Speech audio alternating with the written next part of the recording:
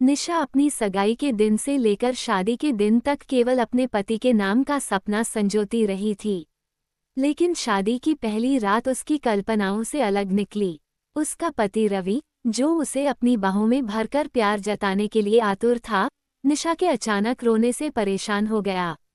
रवि को शादी से पहले किसी बड़े लक्ष्य की परवाह नहीं थी, लेकिन निशा का सपना था कि वह एक आईएएस अधिकारी बने।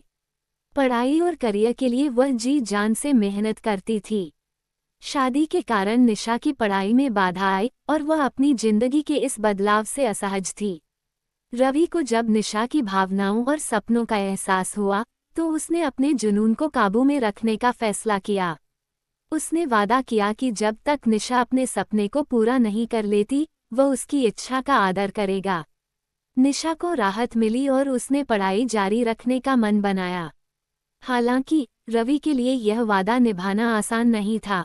वह रात भर करवटें बदलता रहा, लेकिन उसने अपने वचन का सम्मान किया।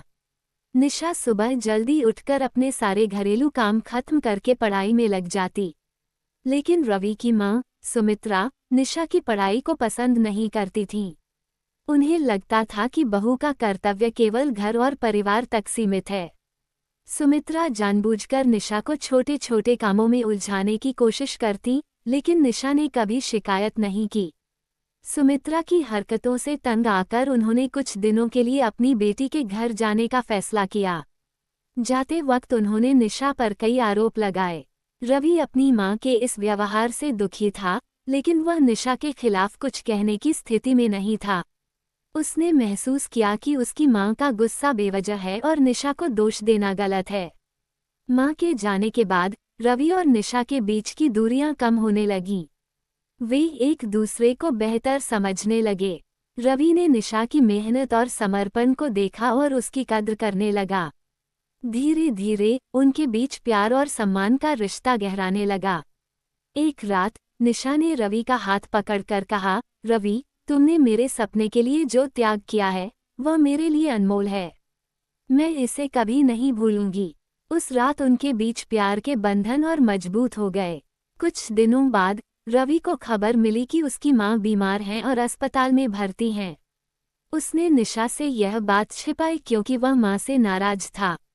लेकिन निशा को जब ये बात पता चली, तो उसने रवि को समझाया, मां की नाराजगी उनके प्यार का ही एक रूप है। हमें उन्हें माफ कर देना चाहिए और उनका ख्याल रखना चाहिए। रवि ने निशा की बात मानी और दोनों मां को देखने गांव चले गए। निशा के प्रयासों से सुमित्रा का रवैया बदला। उन्होंने निशा को स्वीकार किया और उसकी पढ़ाई के महत्व को समझा। निशा ने अपनी पढ़ाई पूरी की और आईएएस अधिकारी बन गई। रवि ने उसके हर कदम पर उसका साथ दिया। उसकी सफलता ने सुमित्रा का सिर गर्व से ऊंचा कर दिया। परिवार में अब खुशियां लौट आई थीं।